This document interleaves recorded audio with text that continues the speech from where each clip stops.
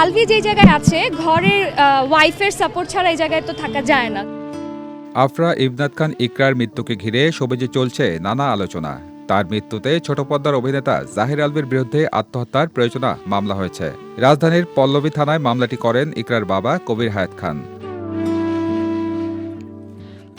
পরিবার সূত্রে জানা যায় 28 ফেব্রুয়ারি মিরপুর ডিওএসএস-এর বাসায় ফ্যানের সঙ্গে ঝুলন্ত অবস্থায় ইকরার মরদেহ উদ্ধার করা হয়। দ্রুত তাকে কুর্মিটোলা জেনারেল হাসপাতালে নেওয়া হলে চিকিৎসক মৃত ঘোষণা করেন।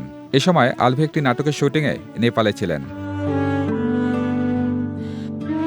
মামলার এজাহারে অভিযোগ করা হয়েছে, বিয়ের পর থেকেই আলভি ও তার মা ইকরাকে মানসিকভাবে নির্যাতন করতেন।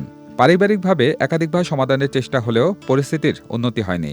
প্রায় 2 বছর আগে ইকরা জানতে পারেন তার স্বামী অন্য এক নারীর সঙ্গে সম্পর্কে জড়িয়েছেন। এরপর থেকেই দাম্পত্য কলহ বাড়তে থাকে বলে দাবি পরিবারের। এজাহারে আরও বলা হয়, অভিযুক্তরা ইকরাকে নিয়মিত অপমান করতেন এবং তাদের জীবন থেকে সরে যাওয়ার জন্য চাপ দিতেন। মামলায় আলভির মাকেও আসামি করা হয়েছে। 1 মার্চ ময়মনসিংহের ভালুকায় ইকরার দাফন সম্পন্ন হয়। তবে সেখানে উপস্থিত ছিলেন না আলভি, যা নিয়ে সামাজিক যোগাযোগ মাধ্যমে সমালোচনা শুরু হয়। আলভির দাবি, দেশে ফেরার টিকিট কেটে নেপালে ইমিগ্রেশন সম্পন্ন করার পরও নিরাপত্তার শঙ্কায় তিনি ফিরে যান। তার ভাষ্য, দেশে ফিরলে প্রাণনাশের আশঙ্কা ছিল। পুলিশ জানিয়েছে মামলা রুজু হয়েছে এবং তদন্ত চলছে। আসামিদের গ্রেপ্তারের চেষ্টা অব্যাহত রয়েছে। সজল খান, বিজয় টিভি, ঢাকা।